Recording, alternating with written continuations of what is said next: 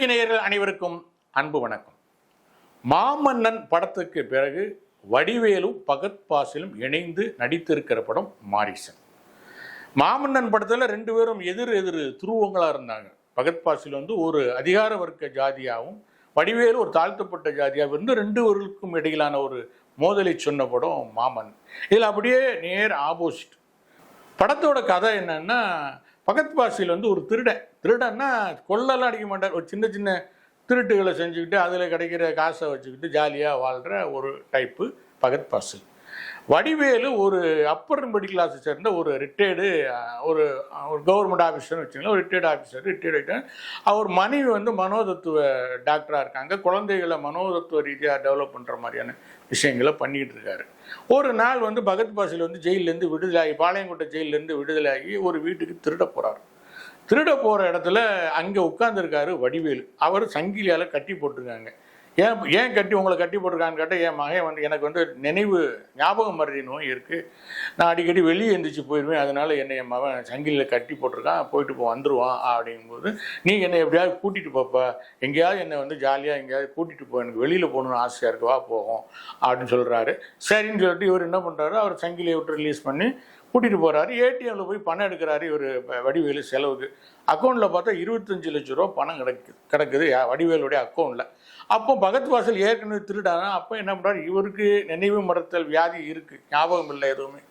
அவர் அக்கௌண்ட்டில் 25 லட்ச ரூபா பணம் கிடக்குது. எப்படியாவது இவர் ஏதாவது பண்ணி ஏதாவது செஞ்சு அந்த 25 லட்ச ரூபாய் நம்ம எடுத்துடணும், அவருடைய ஏடிஎம் காரை நம்ம எடுத்துடணும், அதன் மூலமாக அந்த பணத்தை எடுக்கணும்னு ஒரு பிளான் பண்ணி அவர் பின்னாடியே போகிறாரு. அவர் சொல்கிறதெல்லாம் செய்கிறாரு. ஒரு ஜாலியாக அப்படியே பாளையங்கோட்டையில் தொடங்கி திருவண்ணாமலை வரைக்கும் அப்படி கோயம்புத்தூர் வரைக்கும் போகுது இந்த பயணம்.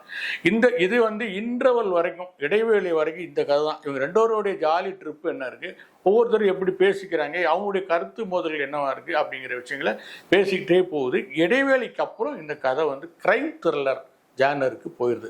இந்த படத்தோட கதை ஒன்றும் புதுசு இல்லை. ஏற்கனவே பல படங்கள் நம்ம பார்த்துக்கிட்டு வர்ற கதை தான். கடந்த சில மாதங்களாகவே இதே கதை அம்சத்தோட 2-3 படங்கள் வந்திருக்கு. நான் அது என்ன கதைன்னு சொன்னால் உங்களுக்கு படம் பார்க்குறப்போ சுவாரஸ்யம் இருக்காது.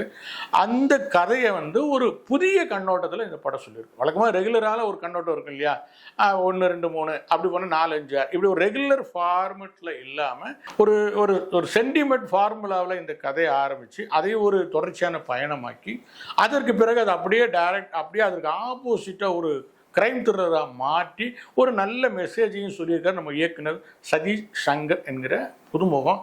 படத்தோட மேக்கிங் சரி, சொல்லப்பட்ட விஷயம் சரி, ரொம்ப நேர்த்தியான விஷயங்கள்.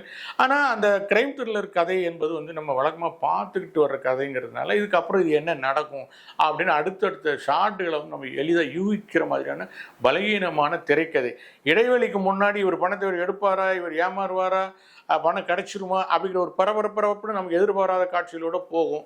இடைவேளைக்கு பிறகு அடுத்து இதுதான் நடக்குங்கிறது நம்மளால தெளிவாக புரிஞ்சிக்க முடியுது. ஏன் கடைசியில் வில்லன் யாருங்கிறது கூட நம்ம ஒரு கிளைமாக்ஸுக்கு ஒரு 10 காட்சிக்கு முன்னாடியே இவர் தான் வில்லன் கூட நம்ம கணிச்சு விடுகிற அளவுக்கு தான் அந்த பலகீனமான திரைக்கதை அமைஞ்சிருக்கு. இருந்தாலும் வழக்கமான பார்த்துட்டு இருக்க படங்களை விட இது ஒரு மாறுபட்ட வித்தியாசமான படம் அப்படிங்கிறதுல எந்த சந்தேகமும் இல்லை. வடிவேலு நம்ம காமெடியனாகவே பார்த்தோம். மாமன்னன் படத்தில் ஒரு குணச்சித்திர நடிகராக பார்த்தோம். இந்த படத்தில் அடுத்த கட்டமாக இதுலேயும் ஒரு குணச்சித்திர நடிகராக நடிச்சிருக்காரு.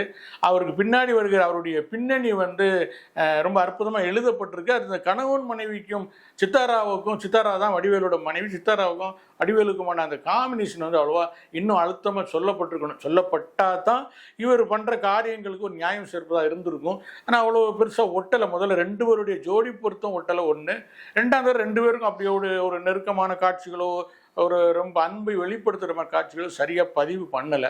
அது பதிவு பண்ணியிருந்தால் இன்னும் கூட இந்த படம் ஒரு அழுத்தமான படமாக அமைஞ்சிருக்கும். அப்புறம் பகத் பாசிலை பற்றி சொல்லவே வேண்டியதில்லை. ஒரு ஜாலியான திருடனா, அப்புறம் அப்படியே ஒரு சென்டிமெண்ட்டுக்குள்ளே போகிற திருடனா, அப்புறம் ஒரு நியாயத்தின் பக்கம் நிற்கிற ஒரு மனிதனா மாறி 3 பரிமாணங்களையும் ரொம்ப அற்புதமான நடிப்பை வெளிப்படுத்தியிருக்காரு. மொத்தத்தில் இந்த படத்தை பார்த்தீங்கன்னா ஒரு வழக்கமான ஒரு கதையை வழக்கம் இல்லாத ஒரு திரைக்கதையில் சொல்ல முயற்சி பண்ணியிருக்காங்க. ஓரளவுக்கு அது ரசிக்கும்படியுமாகவே அமைஞ்சிருக்கு. இந்த படத்துக்கு ஒலிபெருக்கியோட நட்சத்திர மதிப்பீடு 3. நன்றி நேயர்களே. உண்மையை பேசுவோம், அதை உறக்க பேசுவோம். இந்த நிகழ்ச்சி உங்களுக்கு பிடிச்சிருந்தா லைக் பண்ணுங்கள், ஷேர் பண்ணுங்கள், சப்ஸ்கிரைப் பண்ணுங்கள். நன்றி, வணக்கம்.